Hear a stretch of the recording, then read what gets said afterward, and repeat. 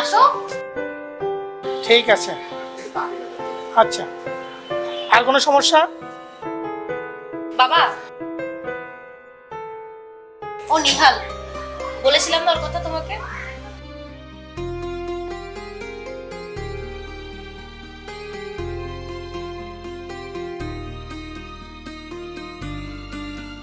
আচ্ছা বসো।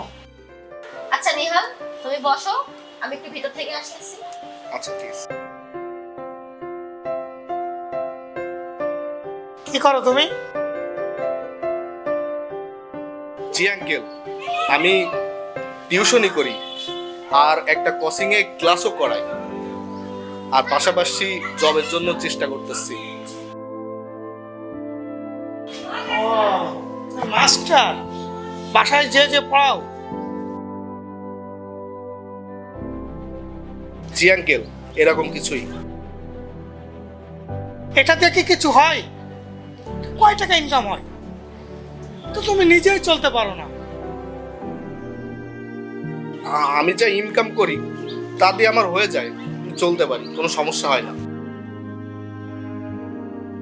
তুমি তো চলতে পারো, তুমি আমার মেয়েকে কিভাবে চালাবে? তোমার বাবা কি করে? আমার বাবা কৃষক, কৃষি কাজ করে।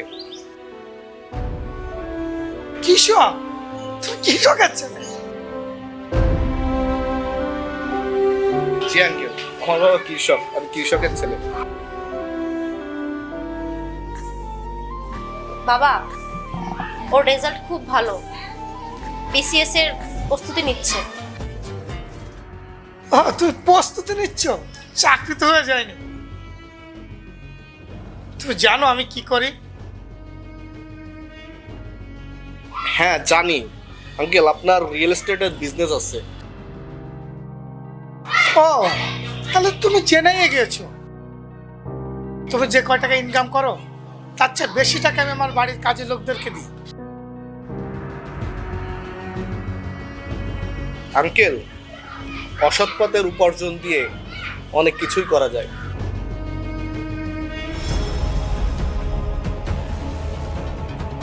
নিহাল, তুমি বাবার সাথে এভাবে কথা বলছো কেন? তোমার বাবা আমার সাথে কিভাবে কথা বলছে তুমি দেখতেছো না? বাবা তোমার গুরুজন, সে তোমাকে বলতেই পারে, তার জন্য কি তুমি এরকম ব্যবহার করবা?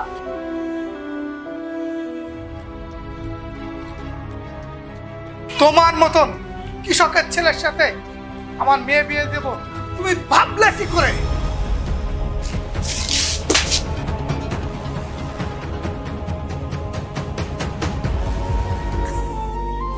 তোমার সাহস কিভাবে হয় আমার বাবার গায়ে হাত দেবার?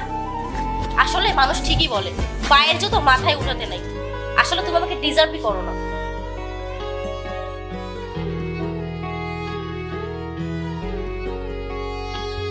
যে বড়দেরকে সম্মান করতে জানে না তাকে আমি চাই না।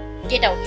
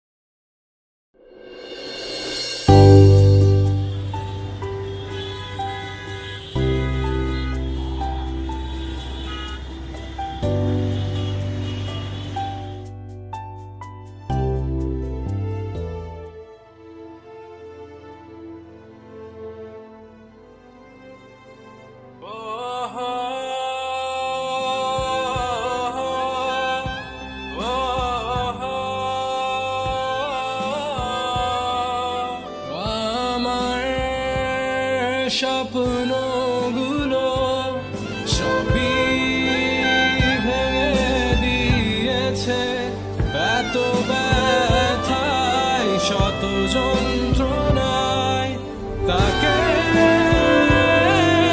ভেবেছি কার হাসিতে একটুখানি সুখ খুঁজে নিয়েছি সে বলেছিল ভালোবাসে শুধুই আমায় তাই তো আজ আমি বসে একা শুধু তার আশায় বসে একা তবু পাইনি আমি একটু সুখ অবাক হয়ে দেখেছি তার হাসি তার ভালোবাসা সে বলেছিল আমারই রবে শুধুই আমার তাই তো আজ আমি বসে একা।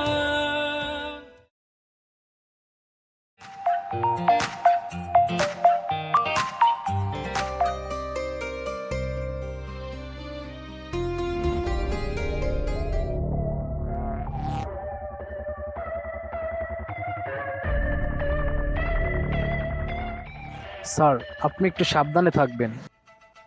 আপনাকে যে কোনো সময় গ্রেপ্তার করা হতে পারে। তোমাকে এতগুলো টাকা এমনি এমনি দেয় না। আমি কিছু শুনতেও চাই না, কিছু জানতেও চাই না। তুমি যেভাবে হোক একটা না একটা ব্যবস্থা করবে।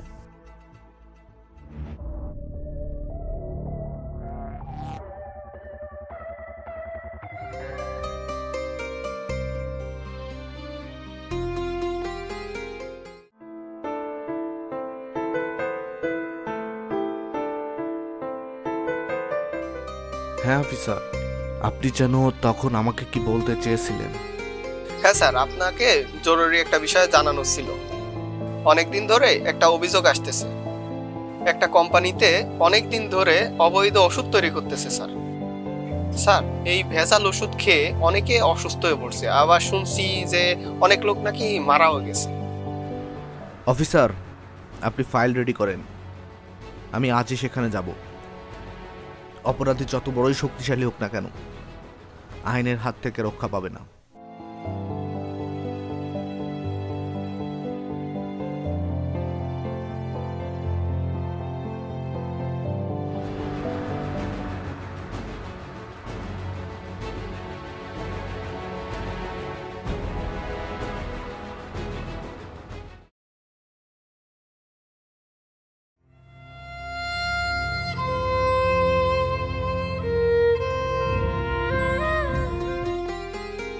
কি হয়েছে? এত টেন্স লাগছে কেন তোমাকে? তুমি জেনে কি করবে?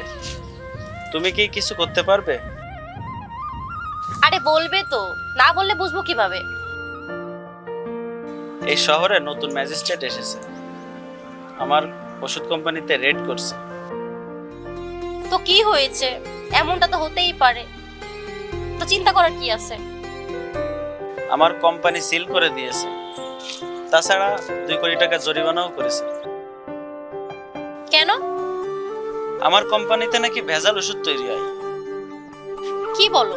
আসলে কি সত্যি তোমার কোম্পানিতে ভেজাল ওষুধ তৈরি হয়? না, আমি কোনো ভেজাল ওষুধ তৈরি করি না। আমি জানতামই না যে কিভাবে কি হলো। ব্যাংকে 10 কোটি টাকার উপরে লোন আছে। আমার মনে হয় আমাদের এই বাড়িটাও থাকবে না। আচ্ছা বাদ দাও, টেনশন করো না, বাবাকে বলবো, বাবা কোনো না কোনো একটা ব্যবস্থা ঠিক করে দেবে। আমি জানি না আমি কি করব। আমি তো টেনশনে পাগল হয়ে যাচ্ছি। তুমি একটা না একটা ব্যবস্থা করো প্লিজ। আচ্ছা এখন নিচে চলো, খাবো।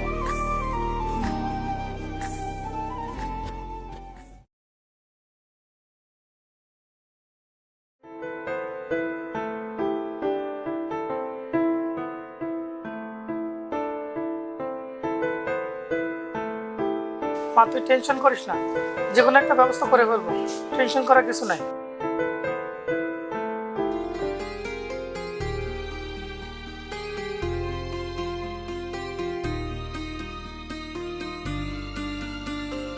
আপনারা এখানে কেন? স্যার বেরোবে, গাড়ি বের করতে হবে, আপনারা সাইডে যান। আমরা তার সাথে দেখা করব, দেখা না করে কোথাও যাব না। এখন তো অফিস টাইম না, আপনার অফিস টাইমে আসেন।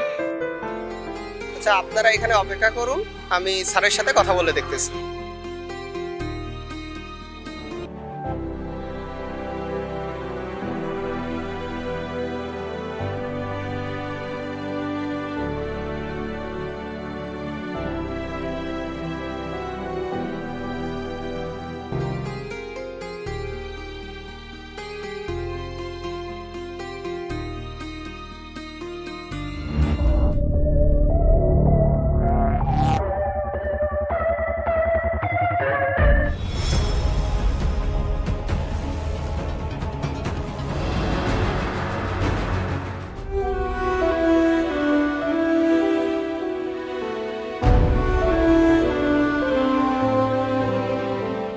কি ব্যাপার, আপনারা আপনারা কিছু বলতে চান? তুমি সেই কৃষকের ছেলেটা না? হ্যাঁ, আমি সেই কৃষকের ছেলে। আপনার তো স্মৃতিশক্তি ভালো, আপনার দেখি সব মনে আছে। তুমি তুমি আমার ফ্যামিলির পিছনে ভেবে লাগছো কেন? আমাকে না পেয়ে কি প্রতিশোধ নিচ্ছ? আমি আমি পিছনে লেগেছি তোমার ফ্যামিলির? কে তোমার ফ্যামিলি? আমার হাজবেন্ড শাকিল চৌধুরী, তার ওষুধ কোম্পানিতে তুমি সিল করছো কেন? আমি জানি এটা তোমার ব্যক্তিগত ক্ষোভ, কিন্তু সে কোনো অন্যায় করেনি। ও শাকিল চৌধুরী, যে ভেজাল ওষুধ তৈরি করে, যার ওষুধকে এই শহরে হাজারো বাচ্চা মৃত্যুর সঙ্গে পাঞ্জা লড়ছে, সেই শাকিল চৌধুরী? আল্লাহর কাছে শুকরিয়া আদায় করো, তোমার হাজবেন্ডকে আমি এখনো অ্যারেস্ট করিনি, কিন্তু খুব শীঘ্রই তোমার হাজবেন্ডকে অ্যারেস্ট করব। বাবা আমার ঝামেলা তোমার সাথে, এবার তুমি আমার মেয়ের জামাইকে টেনে আনছো কেন বাবা? হ্যাঁ ঠিক বলেছেন, আমার ঝামেলা আপনার সঙ্গে, কিন্তু আপনি যেটাকে ঝামেলা মনে করছেন আমি সেটাকে ঝামেলা মনে করি না। আপনারা আমার সঙ্গে কি করেছেন সেটা আমি অনেক আগেই ভুলে গেছি, কারণ আমি এখন এত উঁচুতে বসে আছি, আপনারা আমার শত্রু হওয়া ডিজার্ভ করেন না। অ্যাকচুয়ালি হ্যাঁ, আমি আজ যা কিছু হয়েছি তার সম্পূর্ণ ক্রেডিট আমি আপনাকে দেব, কারণ আপনি যদি সেদিন আমার সাথে ওই ব্যবহারটা না করতেন আমি হয়তো এই পর্যন্ত আজ পৌঁছাতে পারতাম না। তুমি আমার জীবন থেকে সরে যাও। এক্সকিউজ মি, তুমি আমাকে বলতেছো? হ্যাঁ তোমাকেই বলতেছি। এখানে আমাদের বিয়ে হচ্ছে না, আর তুমি আমার গার্লফ্রেন্ডও না। তুমি যেভাবে নাচাবে আমি সেভাবে নাচবো। কি চাও তুমি? কিসের বিনিময়ে তুমি আমার হাজবেন্ডকে ছেড়ে দেবে? ছেড়ে দেব? তোমার হাজবেন্ড আমার গার্লফ্রেন্ড না, যে ইচ্ছা করলেই তাকে আমি ছেড়ে দিব। সে একটা ক্রিমিনাল, এই দেশের শত্রু, এই দেশের মানুষের শত্রু। আর হ্যাঁ, তোমরা দুজন আমার লাইফে এক্সিস্ট করো না যে তোমাদের কাছে আমি কিছু চাইবো। স্যার আমি আপনার পায়ে পড়ছি, আপনি আমার মেয়ের জামাইকে ছেড়ে দেন। আপনার মেয়ের হাজবেন্ডকে মাফ করার আমি কেউ না। বুঝতে পেরেছেন?